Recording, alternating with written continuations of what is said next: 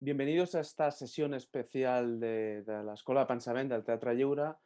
Hoy hemos titulado El coraje y la representación porque vamos a hablar de un caso concreto de confinamiento, un confinamiento salvaje en este caso, Sarajevo 1993.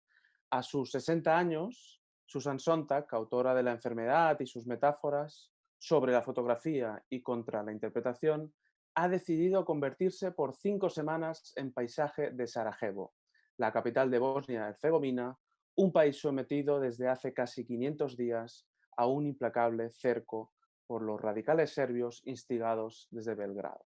Directora de cine y de teatro, novelista y ensayista, sus reflexiones sobre la fotografía, la política, la escritura o la mujer forman parte del más lúcido pensamiento estadounidense de este siglo. Su coraje moral la ha llevado a Sarajevo para montar una obra de teatro.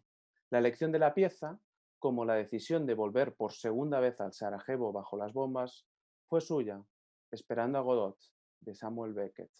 Como Godot, los habitantes de Sarajevo han esperado en vano a una Europa y a una intervención extranjera que nunca llegó.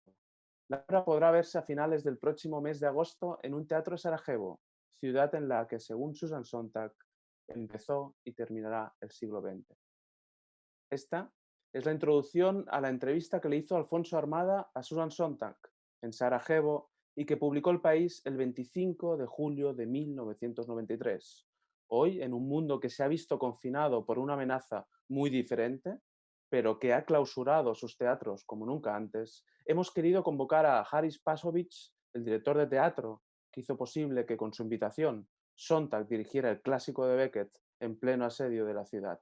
Contamos también con Alfonso Armada, el periodista y el hombre de teatro, que acompañó a la intelectual estadounidense en los días previos al estreno de una obra de teatro donde todos esperaban sin éxito a Godot y también a una Europa tan inmóvil como amnésica.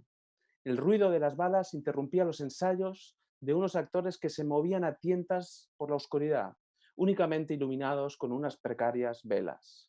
El estreno, finalmente, y el resto de funciones fueron un éxito. La gente se jugó la vida para sentirse, en palabras de Sontag, fortalecidos y consolados, recuperando su sentido de la realidad gracias a la transformación del arte. ¿Cómo vamos a renunciar aquí y ahora al espejo del teatro, precisamente cuando la incertidumbre es ya nuestra cotidianidad? Vamos a empezar con Haris Pasovich, a quien invitó a Sontag a Sarajevo en pleno cerco, y le hemos preguntado en qué momento surge esa posibilidad, ¿no?, de que Sontag viaje a la ciudad para dirigir Esperando a Godot en pleno asedio, y por qué era tan importante que los intelectuales occidentales se comprometieran culturalmente y poniendo el cuerpo también con lo que estaba pasando. ¿Cómo fue la reacción del público de Sarajevo ante esta propuesta? ¿Por qué la gente decidió, como decíamos, jugarse la vida, atravesando lugares que estaban rodeados por francotiradores para reunirse en torno a una representación teatral? Aunque el contexto evidentemente es muy diferente, ¿qué paralelismos podemos hacer con la actualidad? ¿Cómo podemos repensar a partir de aquella experiencia los vínculos entre confinamiento y representación, entre aislamiento y cultura? Haris Pasovic, for us it's an honor and privilege to listen to you. Thank you very much for participating in Escola de Pensament of Teatre Lliure. Very welcome.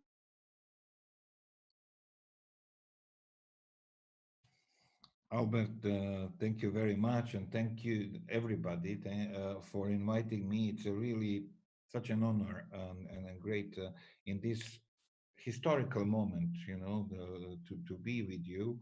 And we've been discussing this meeting for some time, and we never imagined that this would happen in these circumstances. Yeah, we expected to meet in person, and that's what makes actually life so interesting. And I'm very happy to be with you today and talking about the time of the siege in Sarajevo. At the moment, I am in Sarajevo. Um, um, I actually mentioned many times, Spanish Civil War during that period. At that time, I was 30 years old. And my personal heroes in my life were Hemingway, who came to Spain during the Civil War, George Orwell, people who joined the fight and the Republicans in Spanish Civil War. Spanish Civil War has been the source of a big inspiration for many people, but in a former Yugoslavia, for many of us, and many artists were also inspired, and I was obviously one of those who deeply, uh, um, I am. I think that I treasure somehow the Spanish Civil War, and I'm talking about this because when the war happened when they began in Bosnia, I was not in Sarajevo. I was directing the play in Subotica, which is in Serbia, in the town near Serbian-Hungarian border. I was directing Ubu by Alfred Jarry. And then the siege started. The siege started on April the 6th, which was the birthday of the city, as we call it, because it was April the 6th is the day of the liberation from fascism in Sarajevo, and it is celebrated as the day of the city. And the siege this time began on April the 6th, and I couldn't come back to my city where I had my students, my family, and so on. So I couldn't come back because the siege began and the whole country was blocked by different um, obstacles, along the way.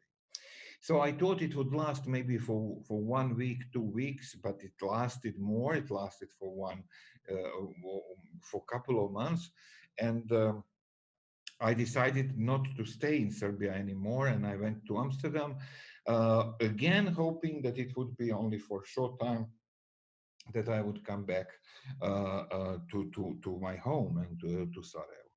Eventually, as the things progressed, I understood that the war was going on, and that it was very difficult, to go there at all.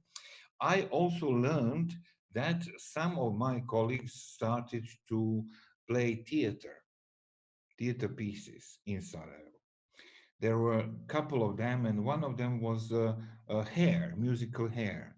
Um, and this actually made me understand what's going on inside the city, because I had the news. We didn't have a communication. I couldn't speak to my family. I couldn't speak to my friends at that time because it was completely cut off. And only the journalists like Alonso, other people were there, and they were reporting. So at a certain moment, I managed. It was very complicated journey, but I managed to enter the besieged city, and I went. I reunited with my family, and I joined my colleagues, who were working in Sarajevo. At a certain moment, I understood that there was no international presence by the cultural people, by people from culture, intellectuals, and so on. And the big theater festival was abandoned. So I asked the mayor to take over this, and to try to do something with this festival.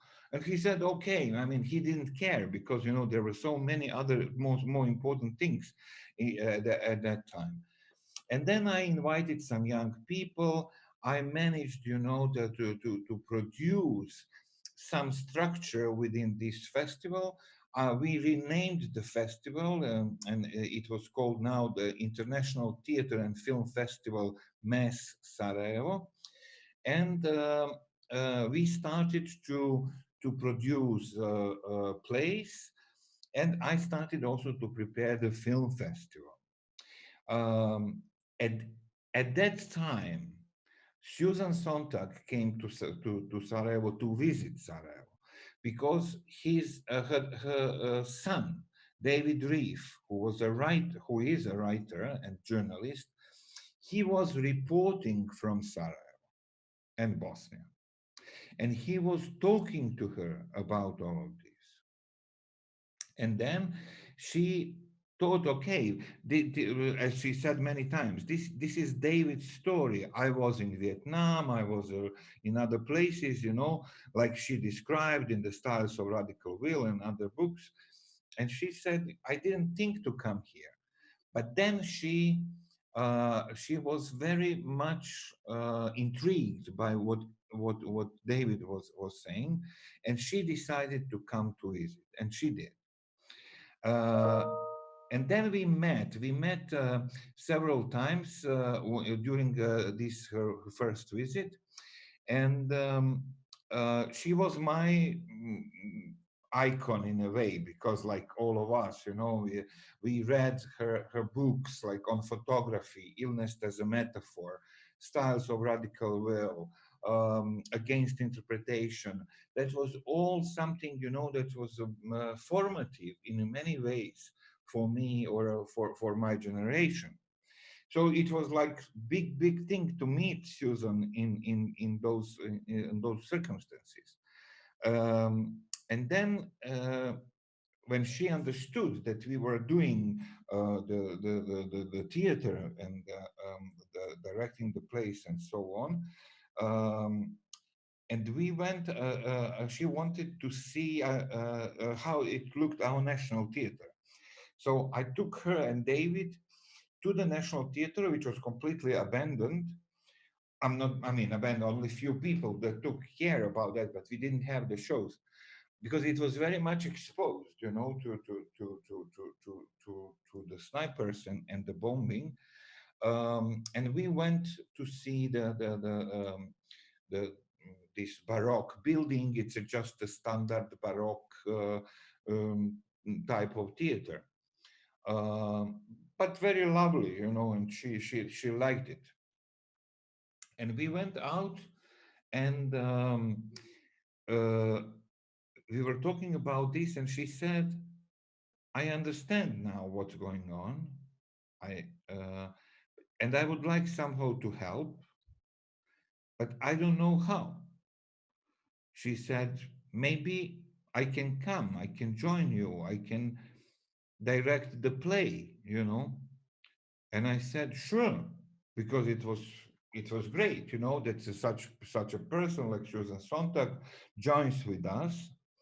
And she said, maybe I said, what did you think about which play, uh, because I was director of the festival, so I could somehow produce it, although we didn't have any money and so on, but doesn't matter, I would provide some platform for this. And she said, maybe Beckett, Happy Days. Uh, and I said, but Susan, we are waiting here. And I referred both to the play, Waiting for Godot, but also to the fact that we were waiting for the American and European intervention to liberate the city. And she was very, very intelligent, obviously. And she said, yeah, I understand. And she went, and then she sent me a letter, and she said, I would like to come back and to direct Waiting for Godot. And I said, of course. Just for the younger people who will listen this, Sarajevo is situated in the valley, so it's a like a cup, and at the bottom of this cup is the city, and on the hills around the city they were all these artilleries and heavy weapons by uh, uh, some kind of Yugoslavian army that actually became the Serbian army, led by some people like Radovan Karadzic, Ratko Mladic, later all convicted for the wars against humanity, for genocide and so on. And they, I mean, these soldiers on these hills, they shot the city every day, 24 hours a day. So there was no safe time and place. You could die in your home, or you could die in theater. You could die on the street. You could die or get injured any place. And plus, as the city was completely surrounded, there was no way to travel. I mean, you had to come in a very complicated way, as I did, illegally to the city. Uh, we didn't have a running water. We had to go to the special places in the city to collect it. We didn't have enough food. We were getting some humanitarian aid, very little, a little rice, a little flour, little oil, some pasta, something very basic, per person. Uh, we were hungry, actually. We didn't have, for example, we didn't have, for sure, we didn't have telephones. We didn't have um, electricity. We didn't have anything, I mean, that was really, really very, very difficult way to live. But the city, because it lasted for a very long time, so the city somehow self-organized. So we had our young citizens who went on these sites, to prevent the Serbian soldiers to come down to the city. But everybody else did some kind of job. The doctors were doing their job in the hospitals, and there were lots of injuries. The journalists were writing the papers and publishing the papers. The teachers were giving the lectures in the basements or in a very some strange places, because they didn't dare to go to the school buildings, because they would be bombed. So in that situation, it was somehow normal that the actors, the musicians, artists were doing their job. But what was fascinating is that the audience really liked it. And they risked their lives to come to see theater play and to listen to the concert. And that is one very, very big anthropological experience, that the people were willing to go on foot for 10 kilometers from one part of the city to another, risking their lives to see the theater play or to listen to the concert.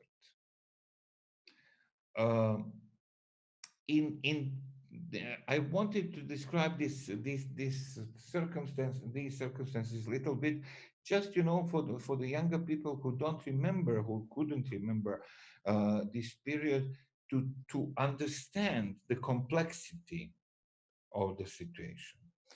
And in that situation, I must say that Susan Sontag was very brave. Like, we were brave, but we were citizens of the city, so somehow, we chose to be in the city. Susan Sontag didn't have to come to the city. She came because she wanted to give her support. She risked her life many times to come and to work with us. And that was her statement to the world, that was about her personality, that was about her credo, that was about what she believed in, that was about who she was.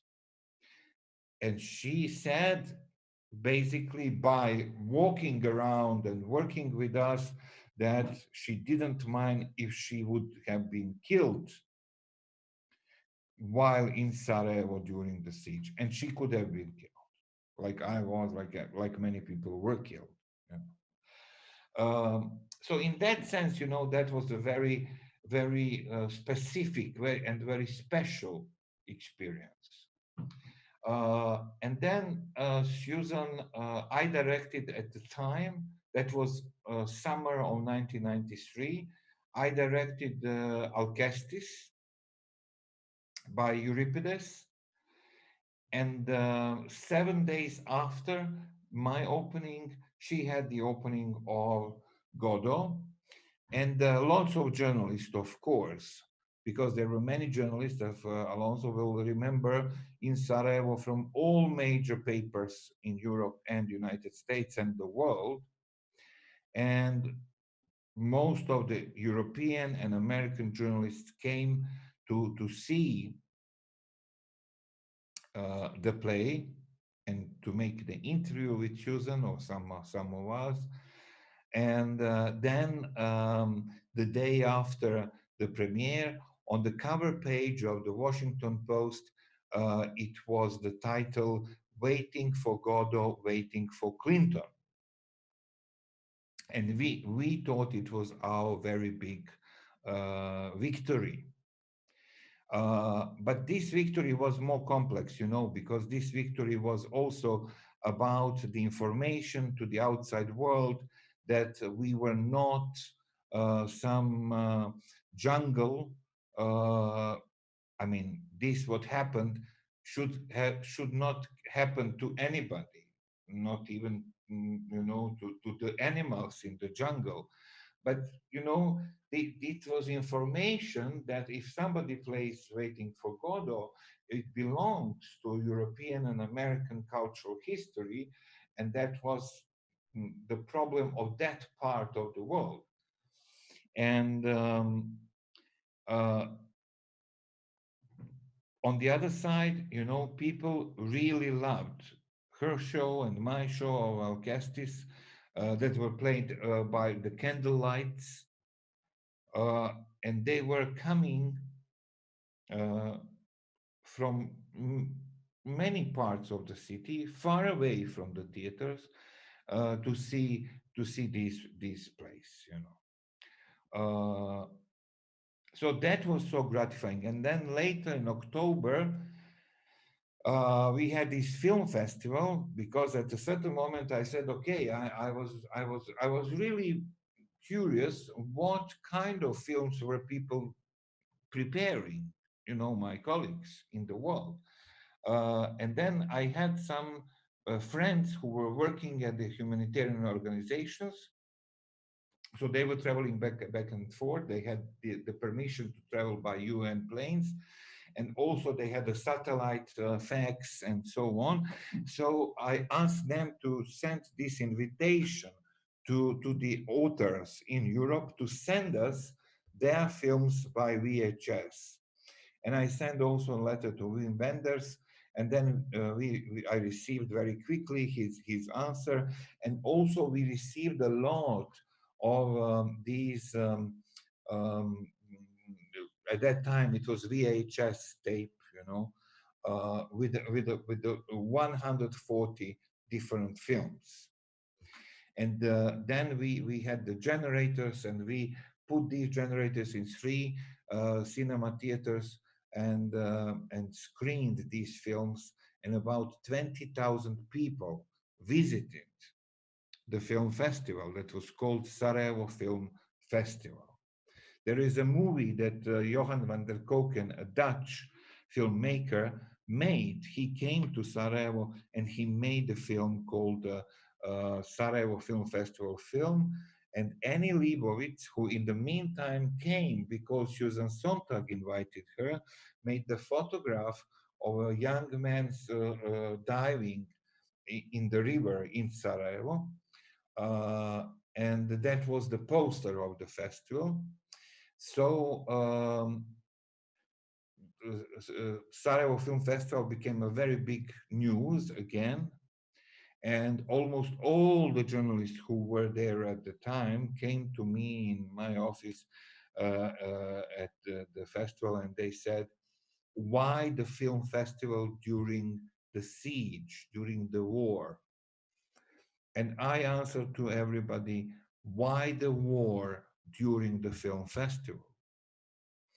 Because what is this perverse logic that we get used to it? That, for example, we identify now Syria as the place of war and only war, as they were forever in the war, as they were never anything else than the war, as they are not a civilization. So if we get any image coming from Syria or Afghanistan, we say, wow, how it's possible, that this is happening. For anybody who knows a little bit of history, he or she would know that in Afghanistan there was um, uh, uh, contest for the most beautiful woman, completely uncovered in the bikini many years ago. Because it wasn't always the place of Taliban or some Islamists and so on. So same with Sarajevo. Sarajevo was not always in the war. Sarajevo was in the war at that moment. Susan Sontag came many times afterwards. Mm. Sarajevo, we continued. We worked on different projects, not only with Susan, with other people as well, with the local people, with lots of local people.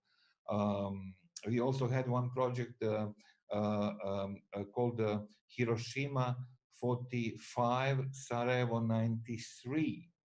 And we commemorated August the 6th, which was the date of Hiroshima bombing.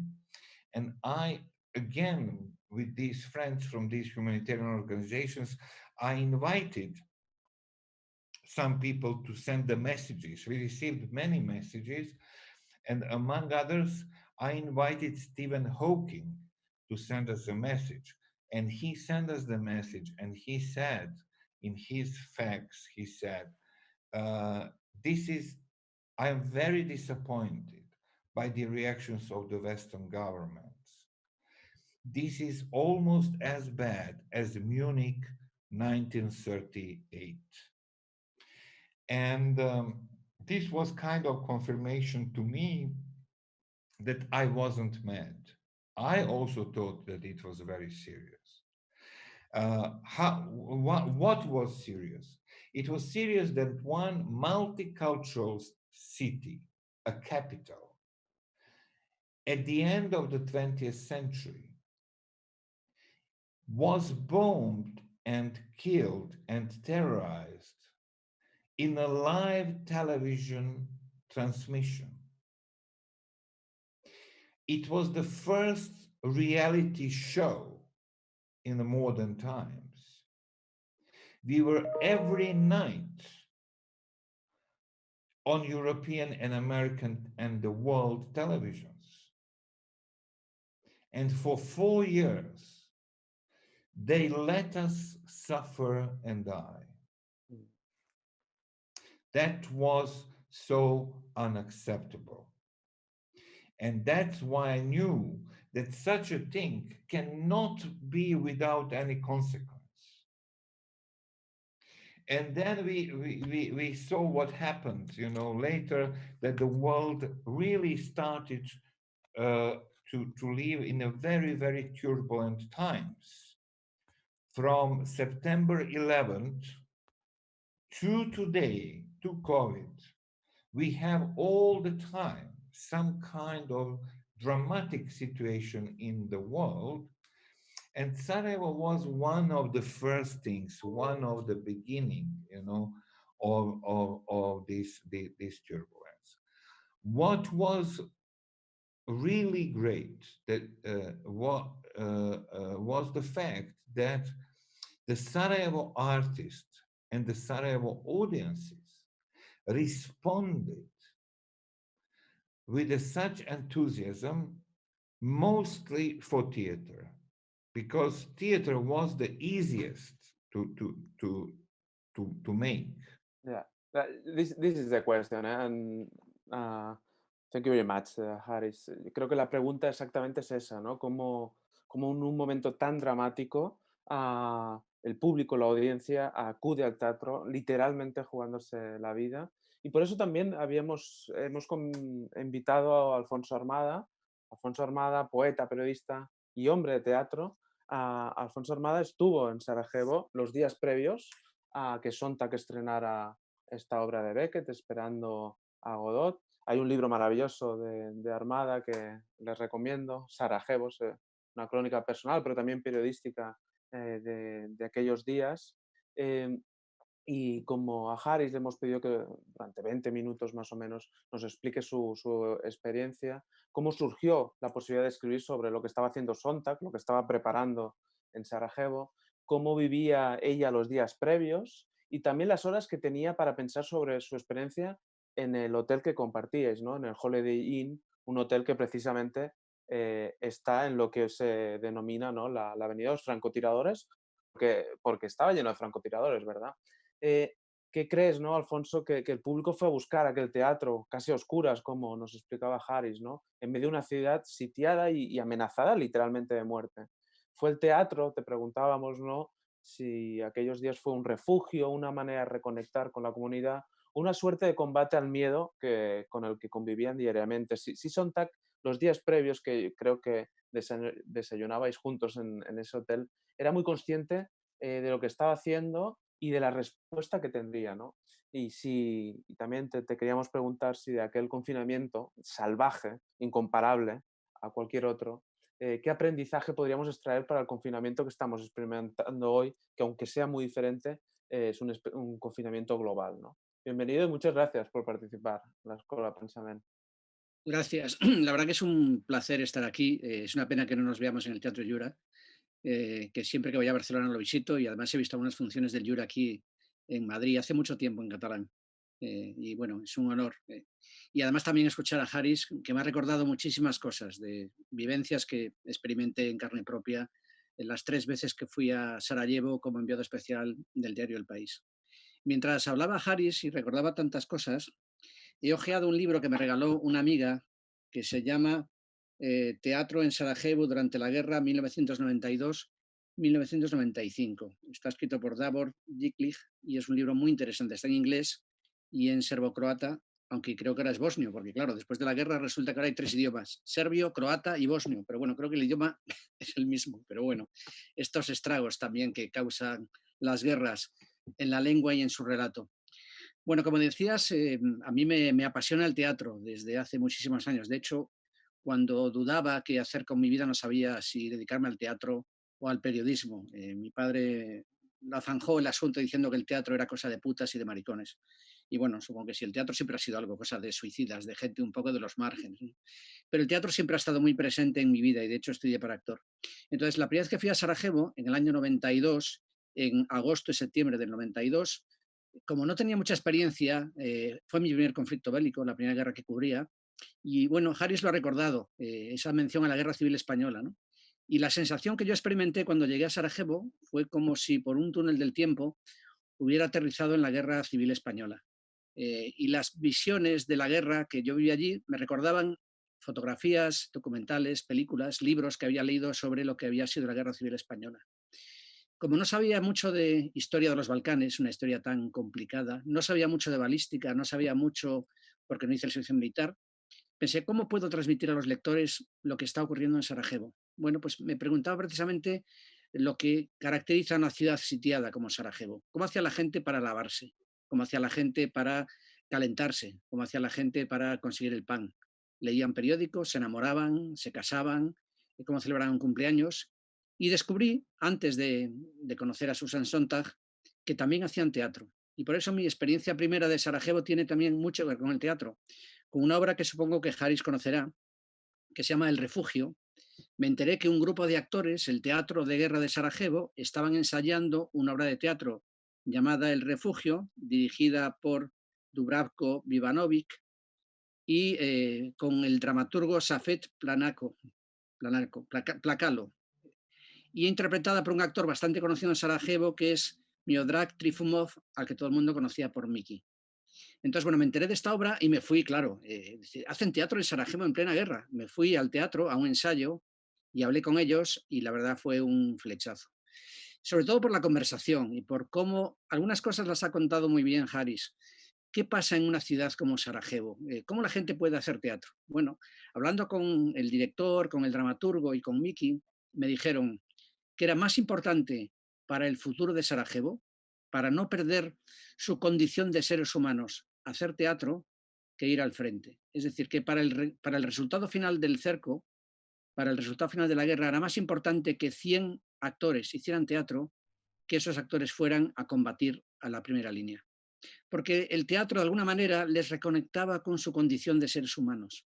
Les permitía, primero, huir de la presión angustiosa de sobrevivir y de vivir siempre con la amenaza de morir, de sufrir un bombazo en su propia casa o de sufrir el disparo de un francotirador.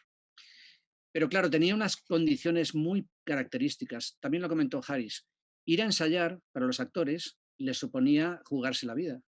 Porque bueno, es verdad que en las casas a veces caía un mortero, caía un bombazo, pero estaban más a salvo que cruzando las calles, donde eran batidas por los francotiradores. Con lo cual ir al teatro para los actores, para el director, para los técnicos, era jugarse literalmente la vida, era exponerse para hacer teatro. Y cuando la obra se estrenó, porque después también fui al estreno, por cierto que cobraban una cajetilla de tabaco como entrada, también el público tenía que jugarse la vida para ir al teatro. Y de repente cuando recordaba el teatro en Barcelona, en Madrid, que bueno, que es algo tan importante para los que amamos el teatro, bueno, pero el teatro es algo que en principio dice, el teatro es imprescindible para vivir, el teatro es tan necesario como el pan, tan necesario como un periódico, tan necesario como el agua. Bueno, para esta gente era tan importante ir al teatro como sobrevivir, como poder peinarse, como poder lavarse, para no convertirte en un ser sin sensibilidad, sin sentimientos, sin humanidad. Es como si el teatro les recordara que había otra vida al margen de la vida de cada día, de sobrevivir. Y me conmovió profundamente, porque además algunos de los actores habían sufrido amputaciones y heridas mientras iban a los ensayos. El teatro cobraba en Sarajevo una importancia capital. Era algo que te ponía a jugarte la vida, como actor y como espectador. Eso cobró una dimensión para mí muy emocionante, porque además creo que decía mucho de la capacidad de los vecinos de Sarajevo de resistir precisamente contra la barbarie que imponía un cerco tan tremendo como este, que también, como dijo Haris, se estaba retransmitiendo prácticamente en directo, porque una de las cosas buenas de esta historia terrible es que en Sarajevo siempre había periodistas.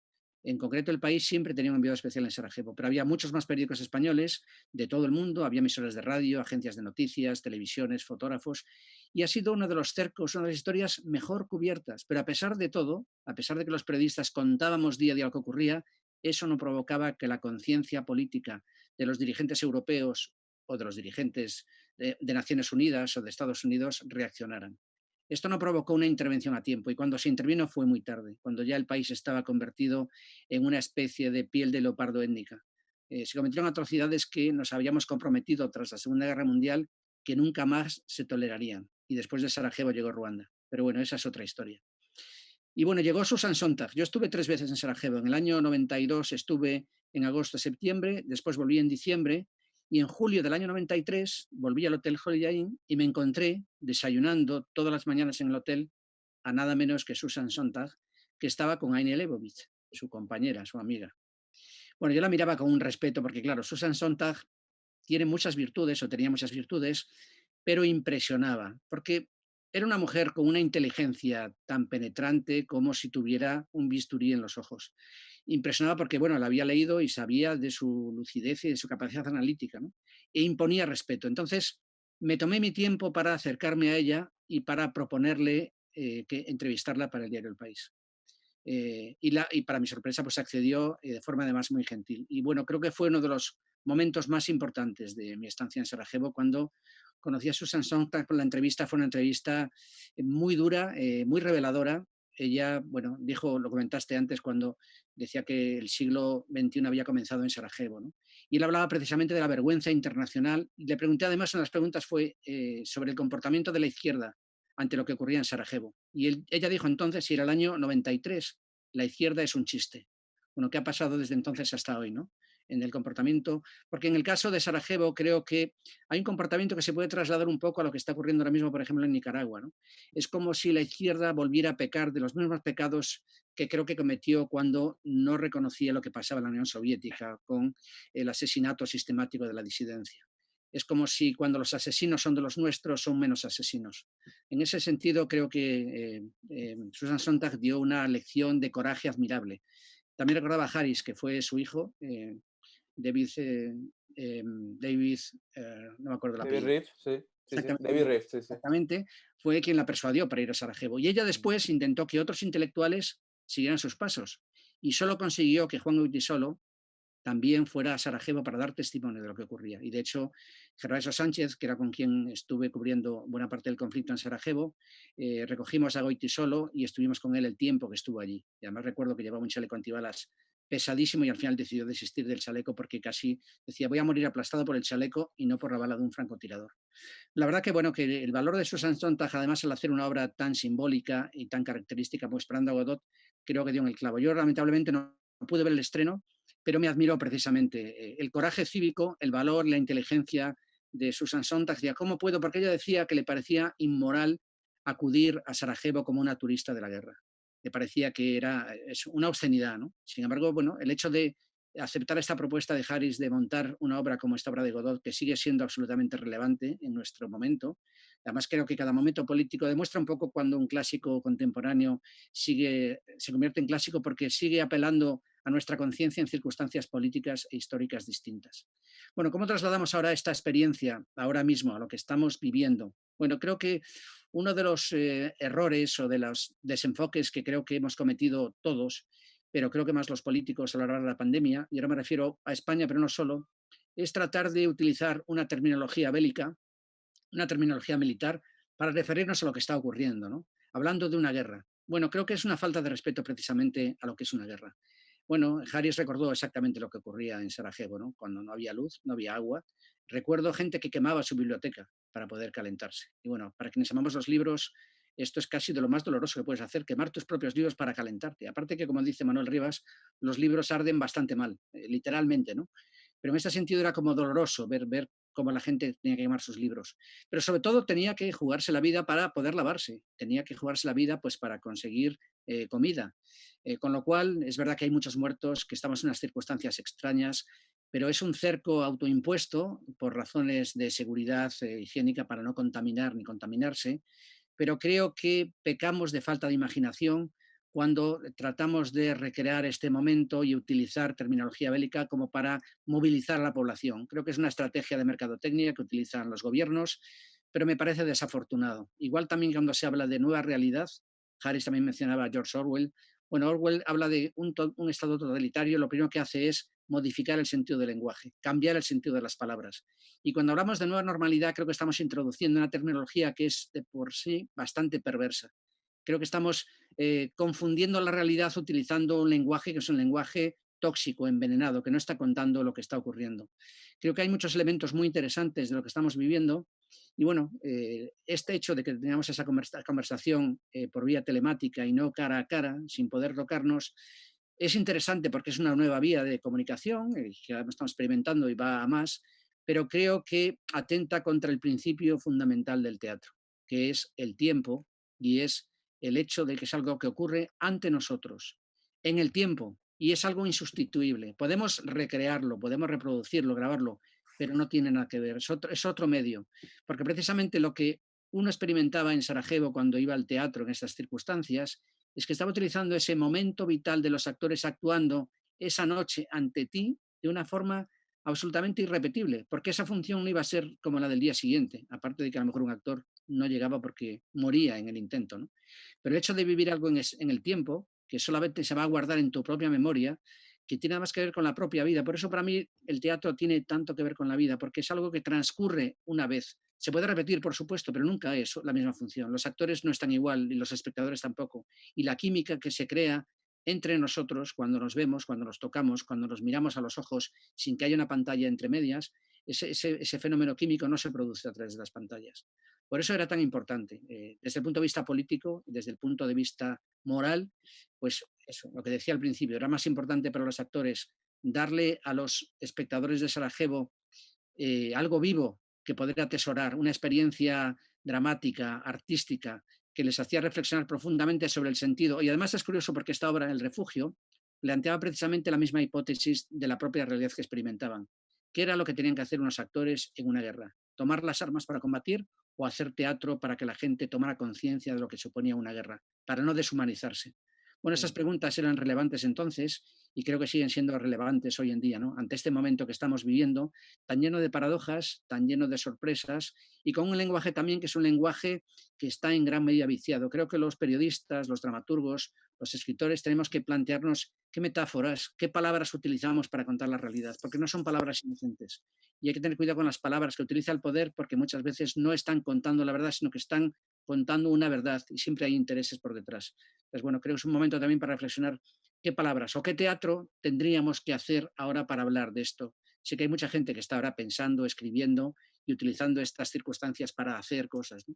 Bueno, estoy deseando ver cómo volvemos al teatro y qué teatro podemos hacer para responder a las preguntas imperiosas que nos tenemos que hacer y nos estamos haciendo ahora mismo. Mm. Es, es realmente curioso, ¿no? Que esa perversa analogía con la guerra, ¿no? A comparar cosas que son incomparables, pero aún así a dejar el teatro y la cultura en general como una cosa prescindible. Bueno, no es lo urgente. Es evidente que lo urgente es que el hospital tenga todos los recursos para atender la urgencia sanitaria, pero el teatro es el lugar de la emergencia, donde emerge los sentimientos que no hemos podido expresar de una manera consciente, donde emerge aquello que escapa de las estadísticas que nos facilitan los medios de comunicación. Por lo tanto, en lugares donde ha habido tragedia, ha habido teatro, y sin embargo ahora que hay una tragedia muy diferente, que no tiene nada que ver con una guerra, aparece que siempre pues el teatro, la cultura, se tiene que dejar para lo último, ¿no? Decía que siempre que ha habido experiencias extremas, a, la gente ha acudido al arte de representación, ¿no? Podríamos hablar de la guerra misma, pero podemos hablar de teatro en campo de refugiados, en hospitales, en cárceles. De hecho, cuando alguien sale de la cárcel después de mucho tiempo, se suelen explicar siempre lo mismo, ¿eh? Y es que lo que necesitan es mirarse al espejo, porque en las cárceles no hay espejos o hay espejos de muy mala calidad.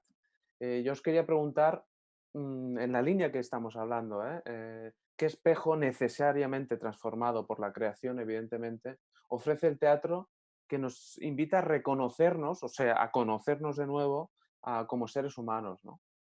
No sé si Haris... ah, Harry,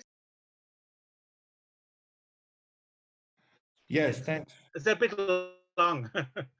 No. It's a very interesting. It's a very actually beautiful question, I must say. Um, what is the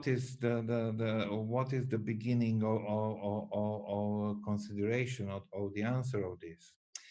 I think that these extreme situations in which we are deprived of our personality, of our freedom, of our identity. And I mean, before all, personal identity. Then the answer is creation. People want to create something in order to create life. And people who are not artists in Sarajevo because this was for 4 years, so it was a long period, you know. People were doing interesting things, you know. They were creating their small gardens. Women were beautifully dressed, men as well, but women even better, you know. Women really took care that, for example, it was very difficult to find razors and, you know, or depilation or anything which would help women to to depilate the hair on their body. But they were very much obsessed about this, you know. And I asked a friend of mine, I said, why are you so insisting on depilation? And she said, I would be absolutely disgusted and terrified that if I get killed and somebody, if I get shot on the street and somebody comes in order to help me or to drag me of the danger, and if this person finds out that my legs are not depilated. I had a female friend with a long hair, and it was very difficult to maintain healthy and clean long hair on a daily basis in the city where there was no water or heating or whatever, you know. The friend of mine, the colleague who worked with me at the festival, Leila Hasanbegovic, she had a very long blonde hair. I don't remember any single day that she didn't have a brilliantly clean and wonderful hair. The women used to put the head in the oven because they didn't have the fan to the hair dryer to dry their hairs. So there is some very deep need for form, for beauty, for aesthetics, for meaning. And in that sense, the artists who are professionals in this have the biggest task and articulate this need in the best way. So I think this is a natural reaction to deprivation to have to create. You will remember that during the siege of Leningrad, the dancers of the ballet Kirov kept dancing, that Anna Akhmatova kept writing the poetry, that in the Warsaw ghetto, the actors kept producing the plays. Susan Sontag mentioned also many times Spanish Civil War when she was in Sarajevo. For us, you know, Spanish Civil War, it's probably very much romanticized. It's a certain myth that many of us get very much inspired even today by this idea that people believe in a certain utopia and they fight for it. Just a small digression. When Alfonso was saying about the languages, yes, we have this situation, you know, that originally the language, I mean, in Yugoslavia was called Serbo-Croatian. Now we have the same language that's called Serbian in Serbia, Croatian in Croatia, Bosnian in Bosnia, Montenegrin in Montenegro. And the difference between all these languages is smaller than between Catalan and Spanish. You know, I mean, we basically all these languages are absolutely the same language with some little differences, but language also has this political element, you know. So in this fight, in this creation, there is also political element. I will not deny this, you know, and this political element can be channeled in different ways. In Sarajevo, it was channeled in a very interesting, I would say, way. It was channeled as the freedom, as the fight for freedom, not in any sort of nationalistic or any sort way. So it is, and maybe later we will talk about COVID, because this is a completely different situation. This is just the opposite to what happened to us during the siege. Mm. Alfonso, te preguntaba eso, ¿no? Ese espejo en el que se transforma el teatro, precisamente porque en Sarajevo no iban a haber obras especialmente de entretenimiento, ni alegres, ni eran nada autocomplacientes, todo lo contrario, era una forma de leer una especie de periódico, pero creativo. Era una especie de intentar entender lo que les estaba pasando, pero no desde los datos que te podía ofrecer una pieza de diario, ¿no? Sí, había una necesidad de pensar en voz alta, de toma de conciencia, de darle sentido filosófico, político, artístico a lo que estaba ocurriendo.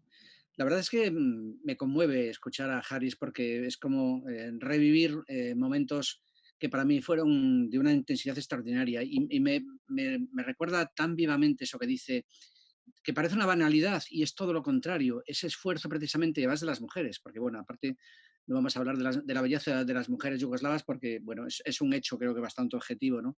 Pero que se jugaran el tipo para conseguir agua, para lavarse, creo que tiene mucho que ver con esa necesidad de no abandonarse, de no convertirse en una limaña. Y eso tiene que ver con la higiene personal, con no abandonarte ante ti mismo y ante los otros. Y por eso le prestaban tanta atención y se jugaban la vida no solo para conseguir agua para beber o para cocinar, sino agua para lavarse, para poder peinarse. Y había un esfuerzo, porque era como si renunciabas precisamente a tu propia higiene, era como si te hubieras convertido en la misma bestia que estaba matándote desde las montañas. Era como decir, nosotros defendemos otra forma de vivir. Y de hecho, sobre todo en el primer año y el segundo año, el hincapié que hacían los bosnios en defender precisamente la convivencia interétnica, el director de esta obra El Refugio era serbio, había una convivencia real en Sarajevo, en que se veían las comunidades católicos, musulmanes, ortodoxos, judíos, conviviendo prácticamente en el mismo barrio y compartiendo además las mismas festividades. Era parte de la maravilla precisamente que saltó en pedazos cuando estalló la guerra en la antigua Yugoslavia y todo se rompió en pedazos y ahora tienes un país roto y todos los trozos que formaban parte de la antigua Yugoslavia ahora quieren formar parte de la Unión Europea, lo cual parece una paradoja absurda, tremenda, ¿no? Pero bueno, la relevancia del arte precisamente en esos momentos, bueno, no tenemos más que ir a volver a los griegos, a la relevancia precisamente que sigue teniendo el teatro clásico griego para nosotros mismos, cuando la gente iba precisamente a reconocerse en los mitos griegos e intentar tener una especie de anagnórisis, de reconocimiento. Bueno, creo que el arte convierte precisamente estas ocasiones, le da su verdadera razón de ser. Es curioso porque, bueno, el COVID está presente, aunque no hablemos mucho, pero está detrás de nosotros. Pero en Madrid pasó algo muy extraño en estos primeros días. Recuerdo que uno de los últimos eventos que se celebraron en Madrid antes de este toque de queda, del decreto de alarma, fue precisamente la Feria de Arte Internacional Arco.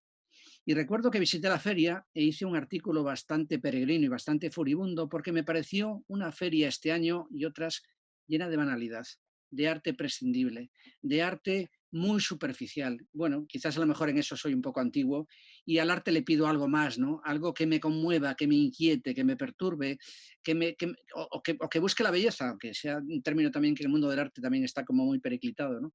Entonces, de repente, en IFEMA, que es donde se celebró la Feria de Arte Internacional, este arte que para mí en muchos sentidos era perfectamente prescindible, se convirtió en un hospital de campaña. El mismo lugar donde unas semanas antes estaban los artistas y los marchantes disfrutando de la feria de arte, que yo creo que había perdido parte de su relevancia, ¿no? Creo que estas circunstancias nos obligan a repensar precisamente el papel que el arte, la literatura, el teatro puede tener para darle a la vida más sentido. Es verdad que al final, y bueno, ahí nos metemos ya con Albert Camus, que para muchos está tan presente entre nosotros, y no solo gracias a la peste, ¿no? sino por sus reflexiones tan pertinentes precisamente del sentido del arte, ¿no? Si nos ponemos existencialistas veremos que quizás la vida no tenga sentido, ¿no? Pero el arte precisamente yo creo que hace las preguntas pertinentes y de forma muchísimo más radical. Y cuando hablabas precisamente de qué ocurre en un campo de refugiados, bueno, yo después de haber cubierto la guerra en Sarajevo en 3 ocasiones, acabé en Ruanda durante el genocidio. Y algo que allí me conmovió profundamente, después de los días del genocidio, visité una pequeña aldea y estaban haciendo una obra de teatro. Y curiosamente en esta aldea por la falta de experiencia del teatro, el público no creía en la cuarta pared, no la veía. Veía que lo que ocurría en el escenario era su propia vida e intervenían e interpelaban a los actores cuando hacían cosas que no se compadecían con lo que ellos sentían que era la realidad. Y recuerdo que se planteó en la obra el caso de una muchacha que había sido violada durante el genocidio y estaba embarazada. Y entonces el debate que se planteó entre el escenario y el público era: ¿qué tenía que hacer esta muchacha? ¿Tenía que abortar porque había sido violada? Y al final se creó una votación entre el escenario y los espectadores y decidieron, por cierto, los actores eran tutsis, hutus y tuas, miembros de las tres etnias que configuraban la realidad sociopolítica y social antropológica de Ruanda. Y decidieron que esa mujer era una víctima de la guerra y ese niño no era culpable del destino que había sufrido su madre. Y decidieron que ese niño tenía que ser un hijo de toda la comunidad y la comunidad formada por tutsis, hutus y tuas tenían que cuidar de ese niño. La verdad fue una experiencia teatral absolutamente conmovedora. Bueno, en estos momentos de tanta penumbra, de repente el teatro nos da una luz muy poderosa que nos hace quizás darle más sentido al arte, lo cual no quiere decir que reniegue del arte pop, del arte que es puro divertimento y que forma parte también de nuestra manera de estar en el mundo, ¿no? Pero creo que en estos momentos nos obliga casi, y sobre todo en el teatro, a hacernos las grandes preguntas y ver qué podemos hacer para entender este momento. Mm. Hoy os agradezco a Alfonso y Haris que nos estéis ayudando a entender por qué es un arte necesario, porque evidentemente también el arte del cine, el arte de las series que han sido maravillosas y nos han ayudado en este confinamiento muchísimo. Sin embargo, el teatro parece que nos obliga a volver al ritual, ¿no?, que supone encontrarnos juntos, ¿no? Y alternativas se encontrarán porque ya están trabajando los escenógrafos para ello y hablar alternativas para encontrarnos, volver a emplazarnos, o sea, a la plaza pública de una forma sin correr riesgos sanitarios, ¿no? Pero a veces ha parecido cuando las personas que nos interesa el teatro, que decíamos, es necesario volver a hacer teatro y sobre todo en un estado de alarma, es cuando más necesario es. Parecía que era como algo prescindible, ¿no?, de no entender las prioridades del momento y en una falsa dicotomía que nos han querido atrapar desde hace mucho tiempo además, como si hubiera que separar la sanidad de la cultura, ¿no? ¿Cómo vamos a ser conscientes de que necesitamos una sanidad pública si no hay un pensamiento crítico, ¿no?, activado? Has citado a Alfonso Albert Camus y casi de una forma orgánica en la Escuela de Pensamiento del Llibre siempre aparece y me va a servir para haceros la última pregunta porque precisamente al final de La peste, en boca del narrador, del doctor Rieu, dice algo que es algo que se aprende en medio de las plagas, es que en los seres humanos hay más cosas dignas de admiración que de desprecio. Es una cita que apareció muchísimo estos días. Sin embargo, justo antes, el mismo narrador, que es la boca de Albert Camus, se lamenta de que todo el mundo, al acabar la tragedia, en este caso una peste, eh, se pone a brindar sin acordarse, por eso lo hace él, de testificar en favor de los apestados, o sea, de las víctimas. Y con esta pregunta me gustaría acabar este encuentro, que espero que podamos repetir en Barcelona, en Sarajevo o en Madrid, preguntándonos precisamente cómo el teatro puede ayudarnos al mismo tiempo a convocar un carpe diem, sí, pero que sea un carpe diem que no se olvide del memento mori, ¿no?, del acordarnos que somos vulnerables y que estamos siempre a un paso de la muerte y precisamente por eso tenemos que celebrar la vida, ¿no? Por lo tanto, ¿cómo podemos celebrar la vida mediante la escena sin convertirnos en espectadores seducidos por una amnesia colectiva, ¿no? Haris. Again, it's such an important question, and one of the projects that we will be doing in East West Center, my organization in Sarajevo, is called Future of Remembering, Future of Memory. What and how we will remember. But I think it comes down to the question what we value as the biggest treasure in our lives, individually and socially. I was teaching in Serbia, in Novi Sad, at the Academy of Arts, masterclass in acting for the postgraduate students. That's the same academy that I graduated from. And this was a couple of years ago, you know, and I had a very talented group of young actors, but they didn't know much. Whatever I mentioned, you know, they somehow knew very little or nothing about it. And then I wanted just to make them more engaged and more informed, and I gave them the task to prepare some theatrical portrait of some personality that I gave them as the task. Like one was Susan Sontag, one was Antonin Artaud, then some from the Serbian history or Bosnian history, then Edward Snowden, then different people, you know. And they started they prepared and they started deliver this. Emma Goldman, for example, and those kind of people. And during their presentation, I understood that I gave them the personalities that all of them gave their life for something. It wasn't my intention. It was just I just thought that these people are important for them to know. And since I realized, and I was very surprised by my choices, I told them, look, I just understood that I gave you all these characters, all these people who were ready to give their lives for something, for some idea. And I asked the question, what would you give your life for? And it was complete silence. The young people, and they were in their they're like 20, 22 years old and so on, they never ever thought in those categories that the life you can give, you can sacrifice your life for some idea. And I grew up with this concept that you fight for something, even if you need to give your life for, you will fight for something. And then one young actor, he said, I would give my life for my family, for the state and the church. And I was very shocked. But I didn't comment. I said, okay.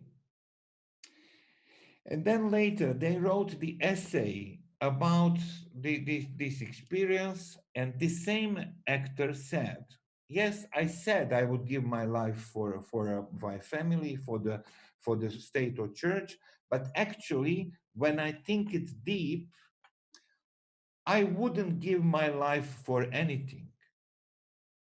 I don't appreciate my life that I think that it would be worthwhile to give it for anything. And then I was shocked again, because this young man was a talented actor. He was expecting baby with his girlfriend. And I found complete modern nihilism in this young man, that he doesn't believe in anything, and he doesn't even believe that his life is important. And I thought it was very alarming. And then we had a conversation about this. And I gave them Albert Camus. I didn't give them the plug, but I gave them the myth of Sisyphus.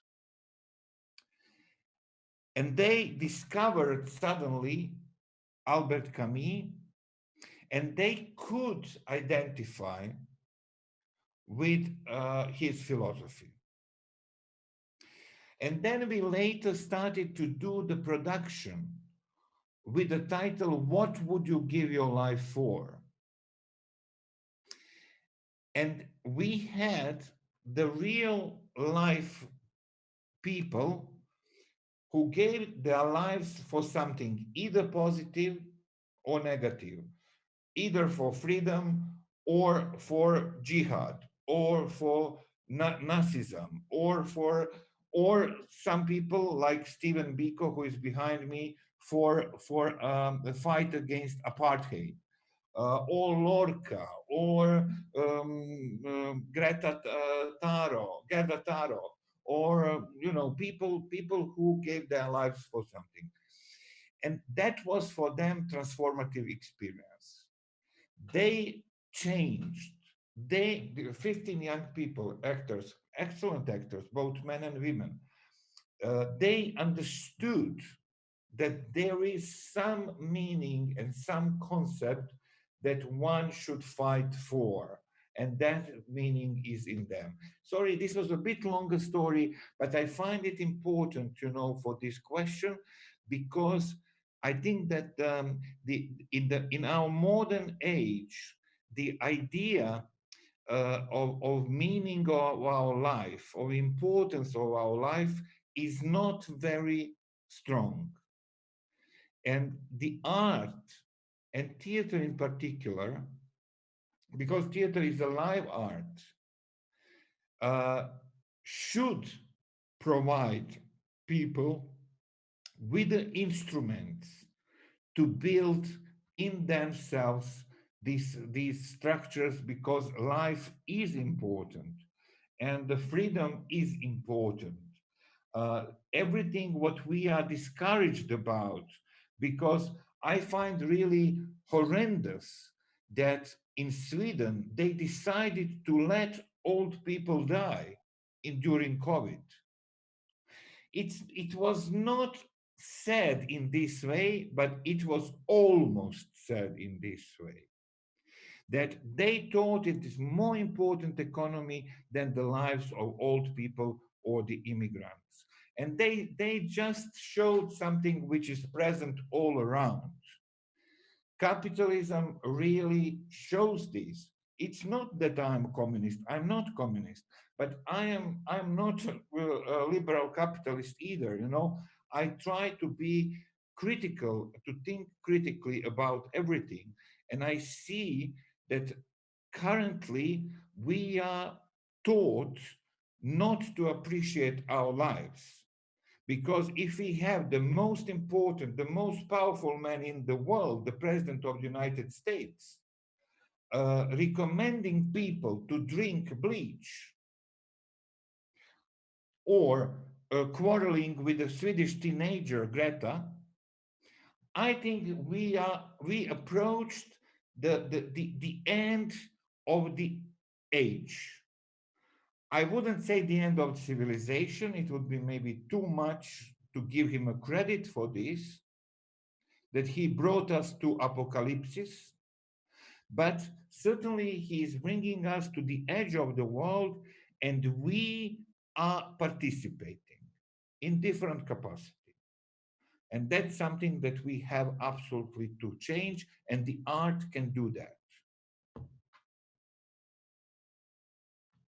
Alfonso, sí, en la misma línea. Recuerdo una novela, por ejemplo, de Rafael Argullol, La razón del mal, que es una novela precisamente del 93, el mismo año del que estamos hablando, donde hay también una plaga. Es una novela que ahora se ha leído muchísimo en Italia, porque las similitudes con lo que ha pasado con el coronavirus son muy sorprendentes, ¿no? Y al final de la novela, recuerdo conversando con él hace poco, con Argullol, los personajes lo que hacen es irse a la celebración, pero es una celebración vacía, ¿no? Que de alguna manera no acoge el dolor, y por eso os preguntaba, ¿no? Cómo gracias al teatro, claro que podemos celebrar la vida, claro que podemos acudir al Carpe Diem, pero cómo eso lo hacemos desde el memento mori, ¿no? Desde el acordarnos de la propia vulnerabilidad. Tú tienes mucha experiencia, primero, porque tu primera pulsión, como nos explicabas, tus primeros estudios son en teatro, en dramaturgia, además has escrito, y porque has visto momentos precisamente donde era necesario acoger ese dolor, ¿no? Como periodista. Bueno, creo que una de las enseñanzas posibles, se habla mucho de qué nos va a enseñar precisamente esta época y a los jóvenes, ¿no?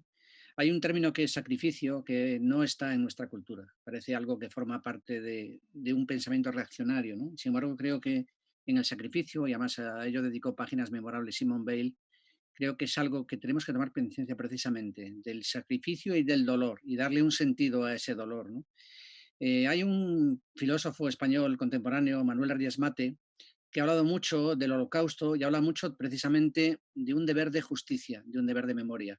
Y creo que en la medida que no rindamos justicia a los muertos de este coronavirus, estamos bueno, perdiendo el sentido de este dolor y de este sufrimiento. Creo que es nuestra obligación como seres humanos, como ciudadanos y como gente de la cultura, de tomar conciencia del coste en vidas que ha tenido y que está teniendo todavía, ¿no? Y no sabemos dónde está el final todavía. Me parece que es un deber de justicia, deber de moral. Es curioso también cómo cuando se decretó el estado de alarma, en el primer decreto figuraban las peluquerías como lugares que iban a permanecer abiertos. Después se corrigió esto porque no sé a quién se le ocurrió, ¿no? La importancia de las peluquerías. Ahora, de hecho, hay también muchos comentarios en torno a la peluquería, que es donde está el cerebro también, ¿no? Debajo del pelo, ¿no?